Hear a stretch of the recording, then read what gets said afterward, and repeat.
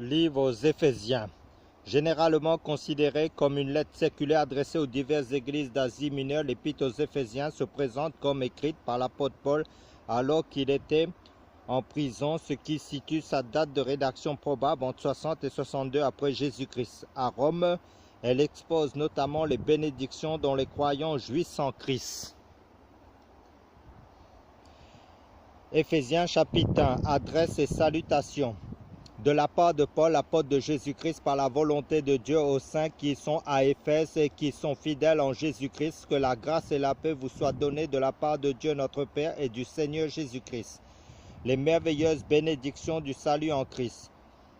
Béni soit le Dieu et Père de notre Seigneur Jésus-Christ qui nous a bénis de toute bénédiction spirituelle dans les lieux célestes en Christ. En lui, Dieu nous a choisis avant la création du monde pour que nous soyons saints et sans défaut devant lui. Dans son amour, il nous a prédestinés à être ses enfants adoptifs par Jésus-Christ. C'est ce qu'il a voulu dans sa bienveillance pour que nous célébrions la gloire de sa grâce dont il nous a comblés dans le bien-aimé. En lui, par son sang, nous sommes rachetés, pardonnés de nos fautes, conformément à la richesse de sa grâce.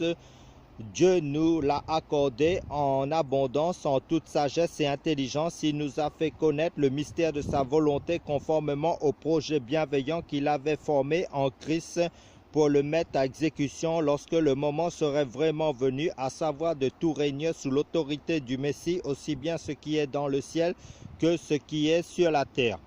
En lui, nous avons été désignés comme héritiers, ayant été prédestinés à suivant le plan de celui qui met tout en œuvre conformément aux décisions de sa volonté pour servir à célébrer sa gloire. Nous qui avons par avance espéré dans le Messie. En lui, vous aussi, après avoir entendu la parole de la vérité, l'évangile qui vous sauve, en lui vous avez cru et vous avez été marqués de l'empreinte du Saint-Esprit qui avait été promis. Il est le garde de notre héritage en attendant la libération de ceux que Dieu s'est acquis pour célébrer sa gloire. Prière de Paul pour les Éphésiens. C'est pourquoi, moi aussi, après avoir entendu parler de votre foi dans le Seigneur Jésus et de votre amour pour tous les saints, je ne cesse de dire toute ma reconnaissance pour vous lorsque je fais mention de vous dans mes prières. Je prie que le Dieu de notre Seigneur Jésus-Christ, le Père de gloire, vous donne un esprit de sagesse et de révélation qui vous le fasse connaître. Et je prie qu'il illumine les yeux de votre cœur pour que vous sachiez quelle est l'espérance qui s'attache à son appel, quelle est la richesse de son glorieux héritage au milieu des saints et quelle est l'infinie grandeur de sa puissance qui se manifeste avec efficacité par le pouvoir de sa force envers nous qui croyons. Cette puissance, il l'a déployée en Christ quand il l'a ressuscité et l'a fait asseoir à sa droite dans les lieux célestes au-dessus de toute domination, de toute autorité, de toute puissance et de toute souveraineté, de tout nom qui peut être nommé non seulement dans le monde présent, mais encore dans le monde à venir. Il a tout mis sous ses pieds et il a donné pour chef suprême à l'Église qui est son corps, la plénitude de celui qui remplit tout en tous.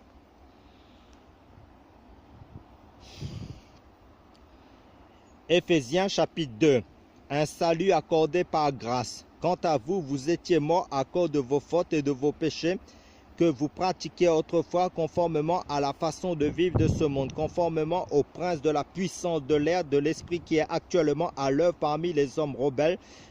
Nous tous aussi, nous étions de leur nombre et notre conduite était dictée par les désirs de notre nature propre, puisque nous accomplissions les volontés de la nature humaine et de nos pensées, et nous étions par notre condition même destinés à la colère, tout comme les autres. Mais Dieu est riche en compassion à cause du grand amour dont il nous a aimés, nous qui étions morts en raison de nos fautes. Il nous a rendus à la vie avec Christ. C'est par grâce que vous êtes sauvés. Il nous a ressuscités et fait asseoir avec lui dans les lieux célestes en Jésus-Christ. Il a fait cela afin de montrer dans les temps à venir l'infinie richesse de sa grâce par la bonté qu'il a manifestée envers nous en Jésus-Christ. En effet, c'est par la grâce que vous êtes sauvés par le moyen de la foi. Et cela ne vient pas de vous, c'est le don de Dieu. Ce n'est pas par les œuvres afin que personne ne puisse se vanter. En réalité, c'est lui qui nous a fait. Nous avons été créés en Jésus-Christ pour des œuvres bonnes que Dieu a préparées d'avance afin que nous les pratiquions. Juifs et non-juifs unis en Christ. C'est pourquoi souvenez-vous qu'autrefois vous étiez identifiés comme non-juifs dans votre corps, appelés incirconcis par ceux qui se disent circoncis et qui le sont dans leur corps, par la main de l'homme. Souvenez-vous qu'à ce moment-là, vous étiez sans Messie, exclus du droit de cité en Israël, étrangers aux alliances de la promesse, sans espérance et sans Dieu dans le monde.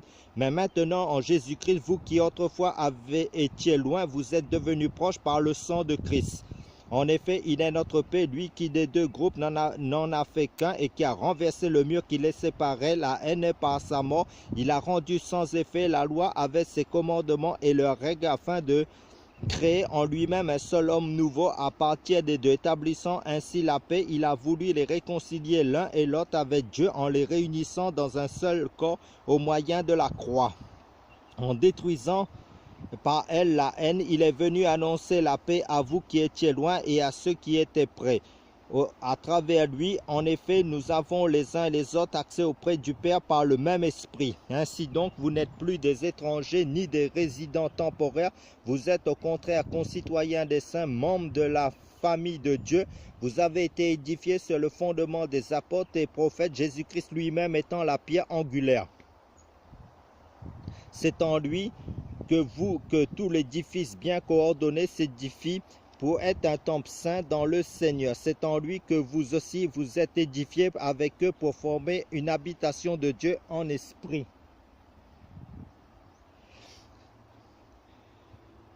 Éphésiens chapitre 3, rôle de Paul. Moi, Paul, je suis le prisonnier de Jésus-Christ pour vous, les non-juifs, si du moins vous avez appris comment je fais part de la grâce de Dieu qui m'a été confiée pour vous. C'est par révélation qu'il m'a fait connaître ce mystère tel que je l'ai déjà décrit en quelques mots.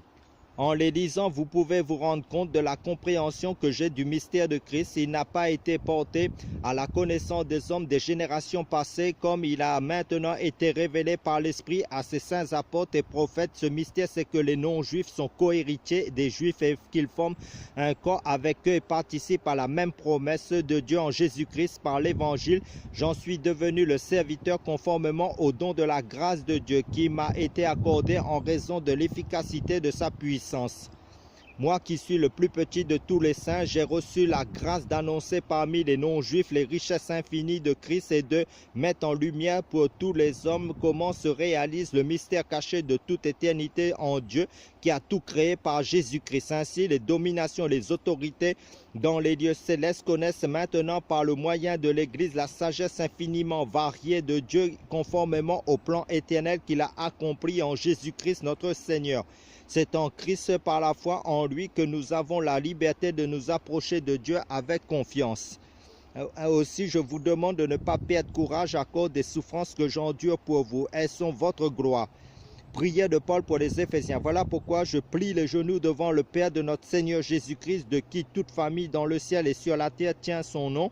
Je prie qu'il vous donne, conformément à la richesse de sa gloire, d'être puissamment fortifié par son esprit dans votre être intérieure, de sorte que le Christ habite dans votre cœur par la foi.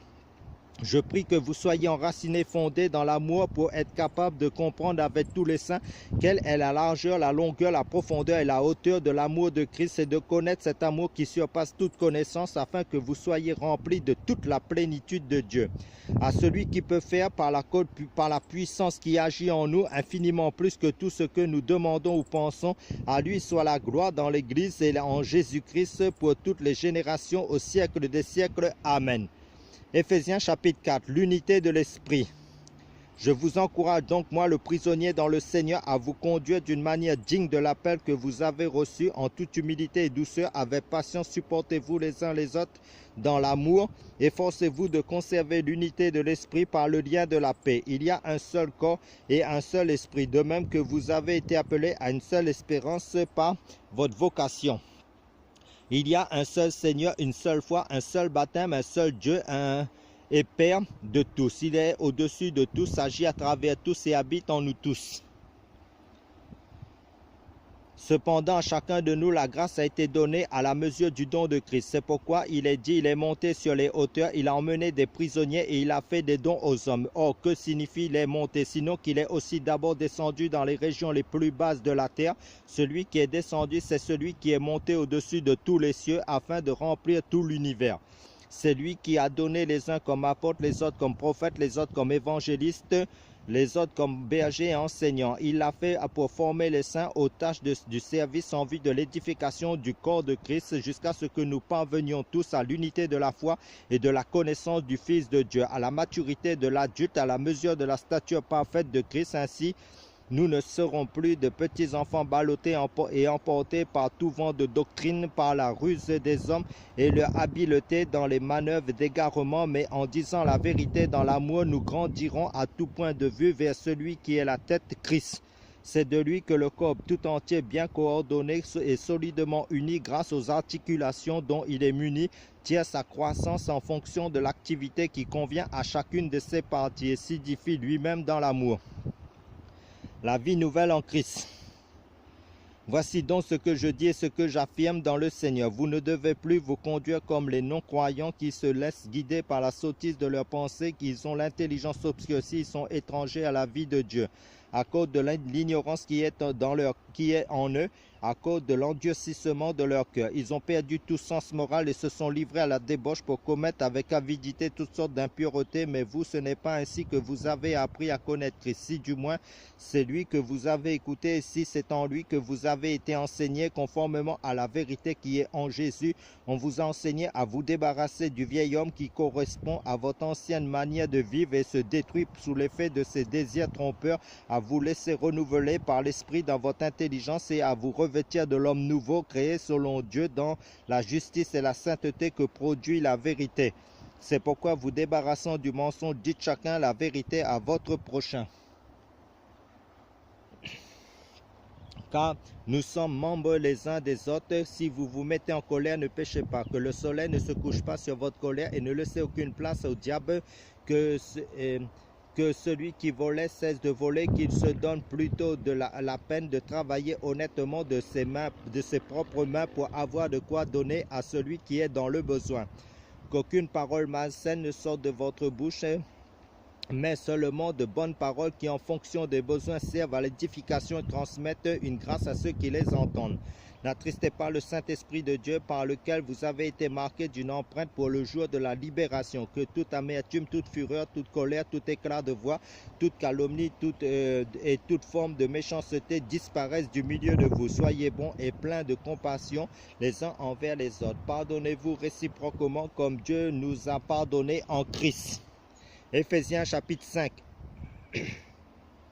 Soyez donc les imitateurs de Dieu puisque vous êtes ses enfants bien-aimés et vivez dans l'amour en suivant l'exemple de Christ qui nous a aimés et qui s'est donné lui-même pour nous comme une offrande et un sacrifice dont l'odeur est agréable à Dieu. Que l'immoralité sexuelle, l'impureté sous toutes ses formes et ou la soif de posséder ne soit même pas mentionnée parmi vous, comme il convient à des saints. Qu'on n'entende pas de paroles grossières, de propos stupides ou équivoques, c'est inconvenant, plutôt des paroles de reconnaissance. Vous le savez bien, en effet, qu'aucun net impur, immoral, impur ou toujours désireux de posséder plus, c'est-à-dire idolâtre, n'a d'héritage dans le royaume de Christ et de Dieu. Que personne ne vous trompe par des paroles sans fondement, car c'est pour cela que la colère de Dieu vient sur les hommes rebelles. N'ayez donc aucune part avec car si autrefois vous étiez ténèbres, maintenant vous êtes lumière dans le Seigneur. Conduisez-vous comme des enfants de lumière. Le fruit de l'Esprit consiste en effet dans toute forme de bonté, de justice et de vérité. Discernez ce qui est agréable au Seigneur et ne participez pas aux œuvres stériles des ténèbres, mais démasquez-les plutôt. En effet, ce que ces hommes font en secret, il est même honteux d'en parler. Mais pour tout ce qui est démasqué par la lumière apparaît clairement. Car tout ce qui apparaît ainsi est lumière. C'est pourquoi il est dit, réveille-toi, toi qui dors, relève-toi d'entre les morts, et Christ éclairera. Faites donc bien attention à la façon dont vous vous conduisez. Ne vous comportez pas comme des fous, mais comme des sages. Rachetez le temps, car les jours sont mauvais. C'est pourquoi ne soyez pas stupides, mais comprenez quelle est la volonté du Seigneur. Les relations mutuelles, ne vous enivrez pas de vin, cela mène à la débauche. Soyez au contraire remplis de l'esprit, dites-vous des psaumes, des hymnes et des cantiques spirituels, chantez et célébrez de tout votre cœur les louanges du Seigneur. Remerciez constamment Dieu le Père pour tout au nom de notre Seigneur Jésus-Christ. Soumettez-vous les uns aux autres dans la crainte de Dieu. Femmes, soumettez-vous à votre mari comme au Seigneur, car le mari est le chef de la femme, comme Christ est le chef de l'Église, qui est son corps et dont il est le sauveur. Mais tout comme l'Église se soumet à Christ, que les femmes aussi se soumettent en tout à leur mari. Marie, aimez votre femme comme Christ a aimé l'Église et il s'est donné lui-même pour elle afin de la conduire à la sainteté après l'avoir purifiée et lavée par l'eau de la parole, pour faire paraître devant lui cette Église glorieuse, sans tache ni ride, ni rien de semblable, mais sainte et irréprochable. C'est ainsi que les maris doivent aimer leur femme comme leur propre corps. Celui qui aime sa femme s'aime lui-même. En effet, jamais personne n'a détesté son propre corps. Au contraire, il le nourrit et en prend soin, tout comme le Seigneur le fait pour l'Église, parce que nous sommes les membres de son corps formés de sa chair et de ses os. C'est pourquoi l'homme quittera son père et sa mère, s'attachera à sa femme, et les deux ne feront qu'un. Ce mystère est grand et je dis cela par rapport à Christ et à l'Église. Du reste, que chacun de vous aime sa femme comme lui-même et que la femme respecte son mari.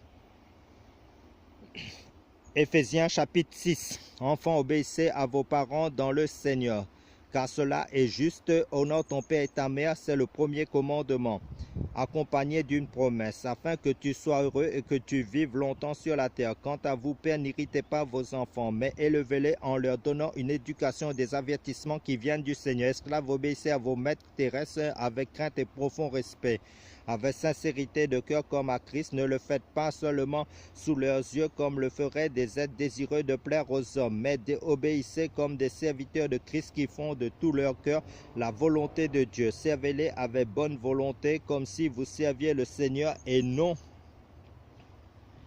des hommes, sachant que chacun, esclave ou homme libre, recevra du Seigneur le bien qu'il aura lui-même fait. Quant à vous, maîtres, agissez de même envers eux et abstenez-vous de menaces, sachant que leur maître le vôtre est dans le ciel et que devant lui il n'y a pas de favoritisme. L'armure du chrétien. Enfin, mes frères et sœurs, fortifiez-vous dans le Seigneur et dans sa force toute puissante. Revêtez-vous de toutes les armes de Dieu afin de pouvoir tenir ferme contre les manœuvres du diable.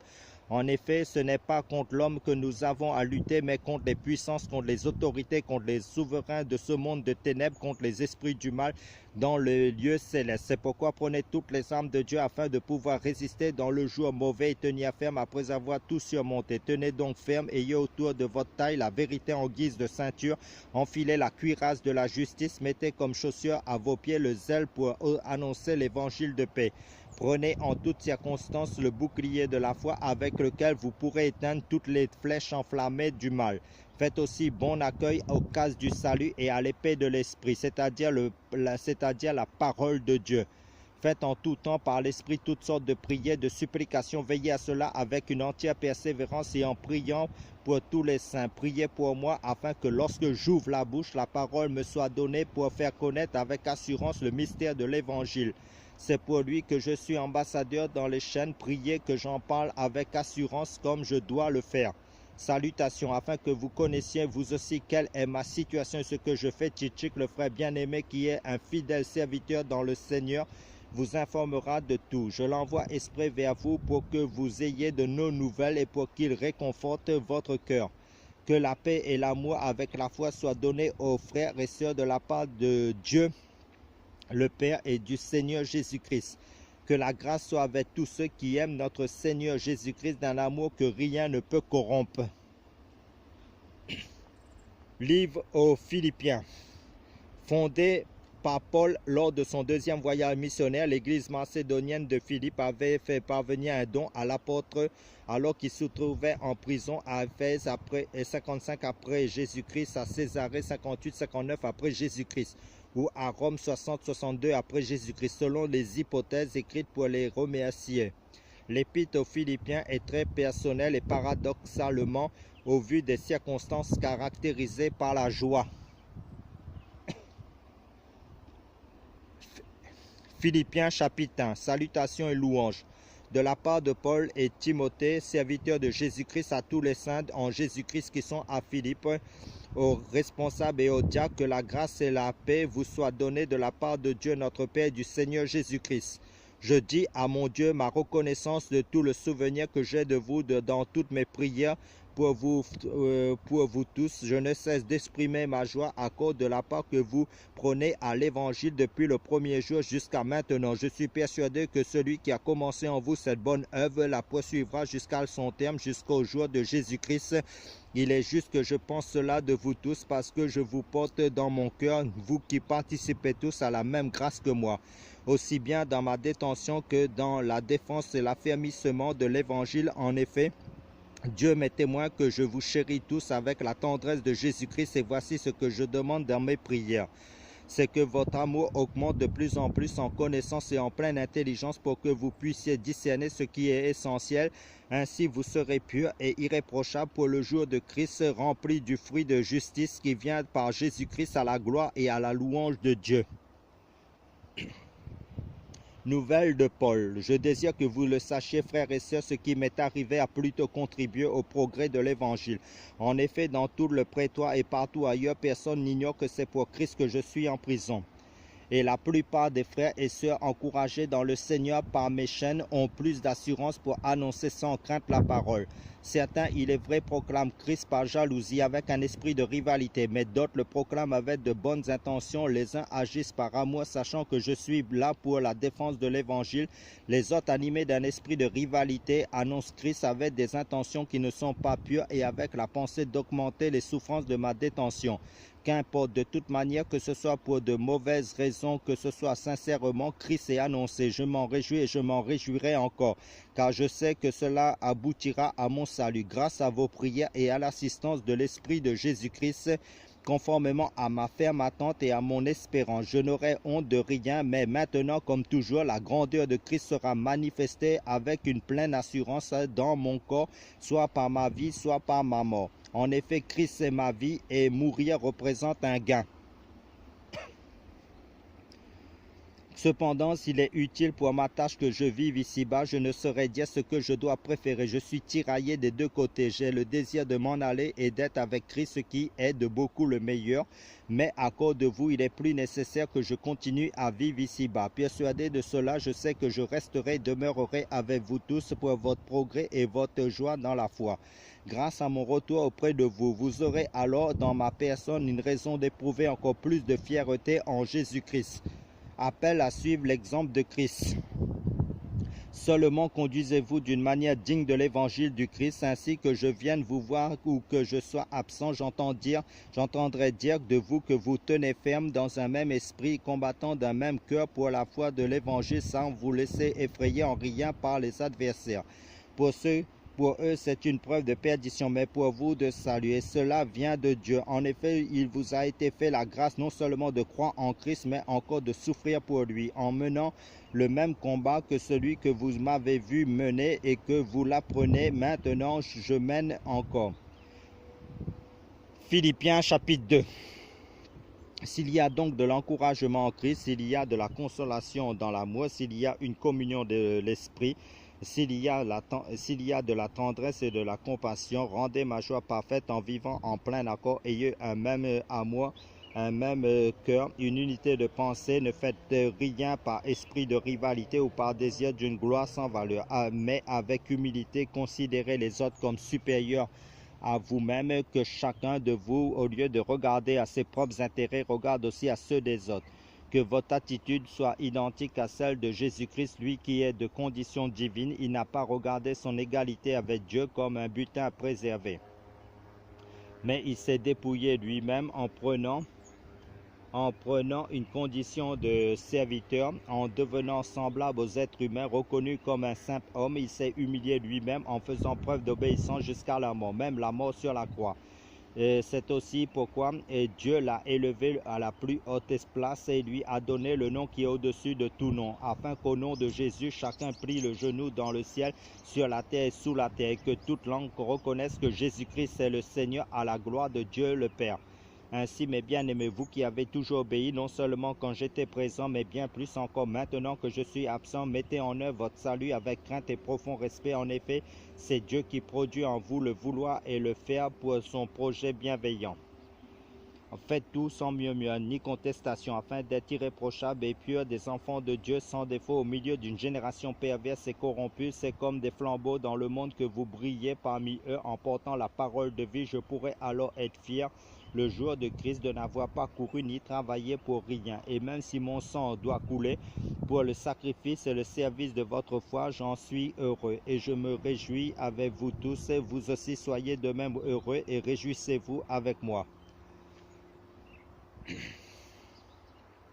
Mission de Timothée d'Épaphrodite. J'espère dans le Seigneur Jésus vous envoyer bientôt Timothée afin d'être moi-même encouragé par les nouvelles que j'aurai de vous, car je n'ai personne qui partage mes sentiments pour prendre vraiment votre situation à cœur. Tous en effet cherchent leurs propres intérêts et non ceux de Jésus-Christ.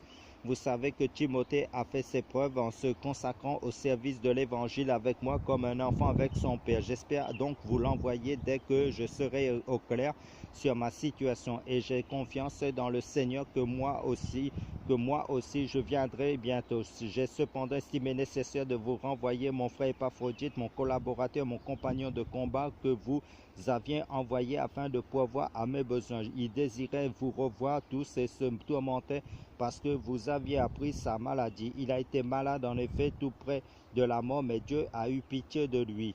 Et non seulement de lui, mais aussi de moi, afin que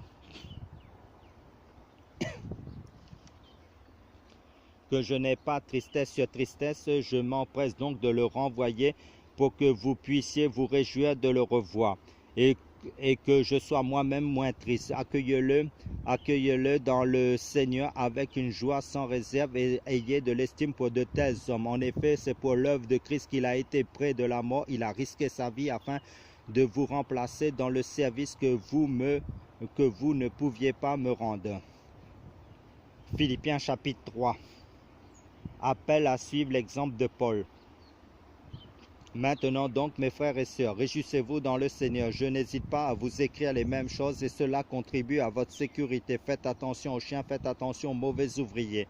Faites attention aux faux circoncis. En effet, les vrais circoncis, c'est nous qui rendons notre culte à Dieu par l'Esprit de Dieu, qui plaçons notre fierté en Jésus-Christ et qui ne mettons pas notre confiance dans notre condition.